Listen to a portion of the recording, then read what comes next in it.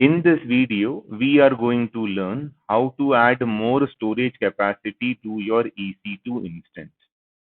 If you have still not subscribed to the channel, then please do the same. I've already created multiple videos on real world AWS projects and will be creating more such. If you have been working in AWS, then sooner or later you will come into a situation where you need to add more storage capacity to your EC2 instance. And the way to do it is to attach a elastic block store volume to your EC2 instance.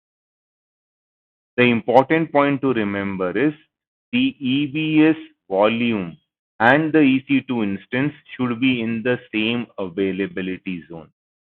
Once you create and attach the volume, then you need to create a file system on that volume, and then you need to modify the file system table so that the volume is mounted on every reboot. It is very important to perform a hands-on exercise of this activity so you understand all these steps in detail.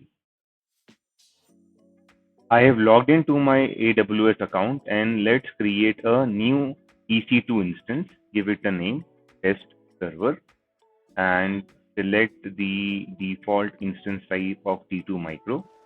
Select a key pair and allow SSH into this EC2 instance, and let's launch this instance. Till the time the instance is getting created, we will go and create a new volume.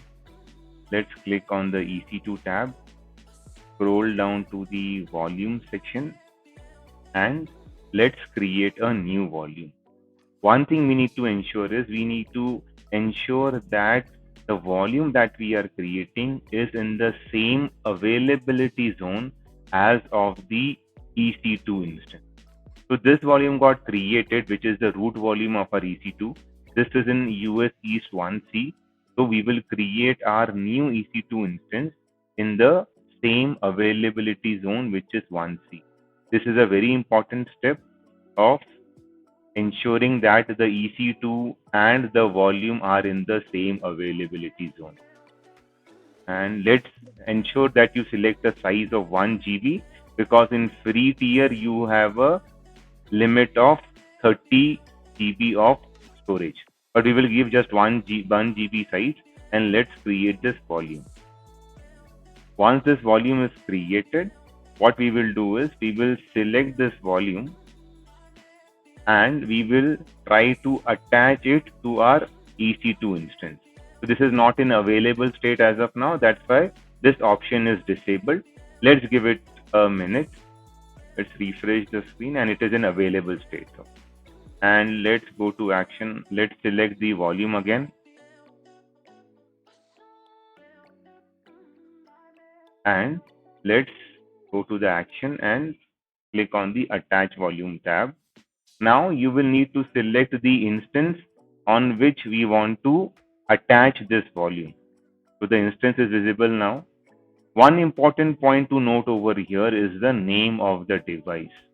So the name that you see over here is /dev/sdf. But if you look at this message, then this volume can be mapped as xvdf.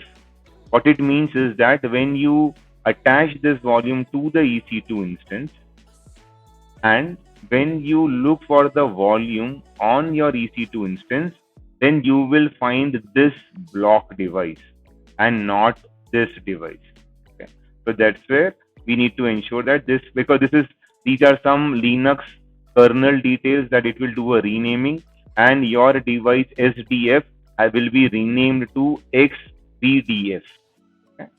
So let's go ahead and attach this volume. So this will be pretty quick. It will not take a lot of time.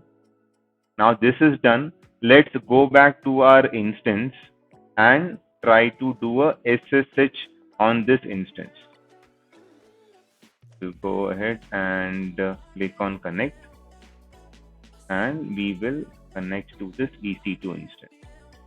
Now we will have to run few commands so that we can mount the volume on the EC2 instance. The first command that we need to run is sudo, which will elevate our permissions, and the command is list the block devices. Okay? So here we will see our block device, which is XVDF. Now we need to ensure that this is a empty volume and there is no data on this volume. So for checking that, we need to run this command sudo file-s, and we can say dev xvdf, and you will see data over here. If you just see data over here, then it means that there is no file system which is present on this device. The next command that we are going to run is let's create a file system on this device. So for creating a file system, we have to say mkfs, and then we will have to select the file system.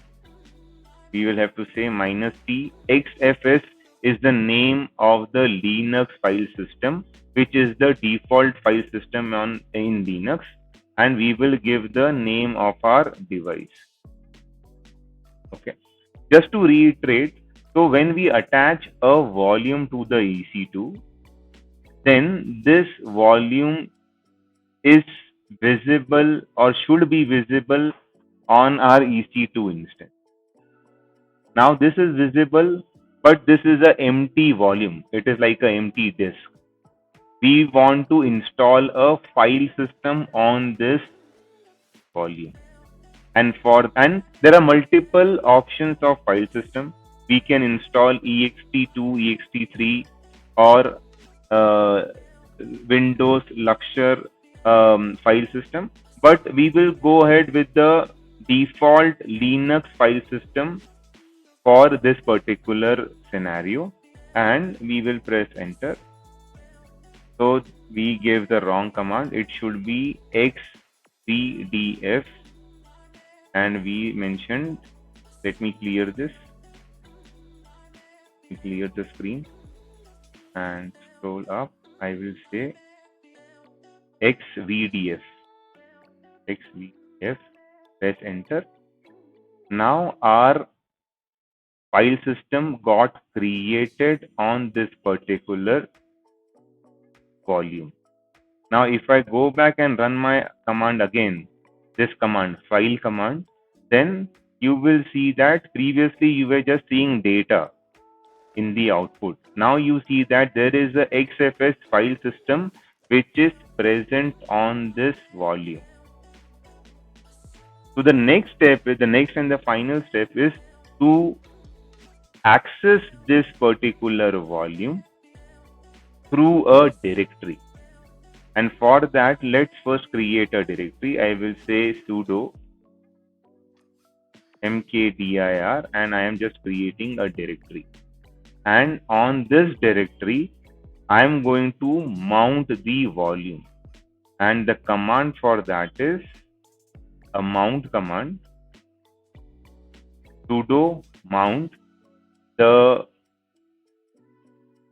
the volume device name and the directory on which you want to mount it. Let's press enter, and now our volume is accessible via the /data directory.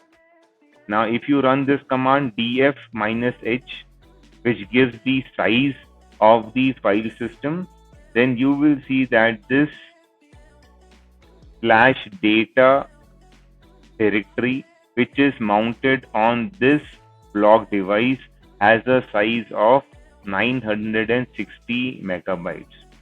This 40 megabytes or so is used by the file system for its internal working. So out of 1 GB, we got 960 MB for our internal use.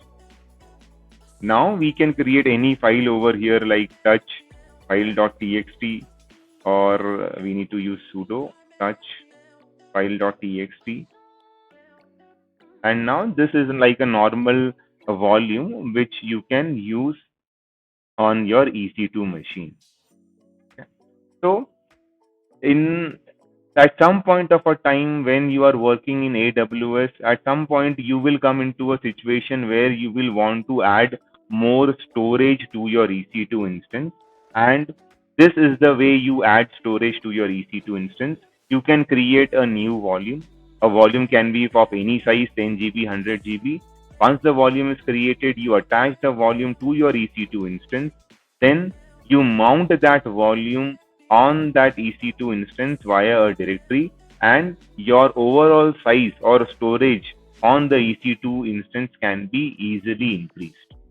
One more point to note over here is that if you restart your EC2 machine, then the volume will be automatically unmounted. Okay? So if you want to permanently mount this particular volume, then you want to perform one more step. We will run the sudo block id command to get the ID of our volume. So this is the ID, xpdf is our volume, and this is the ID. We will copy this ID, and there is a file. Let me clear this. There is a file called as etcfs tab, file system table. Okay, you need to edit this file via sudo. Okay, and you will need to add a entry in this file. The entry will be something like this. Okay, you need to specify the UID / the directory, the file system, and few parameters. So what I will do is I will first paste the UUID that I have copied, and then after that I will copy the rest of the information and paste it over here. Now once we do this and save our file, then even if you reboot your EC2 instance, then also the volume will be accessible via the /data directory. That's all for this video. Thanks for watching.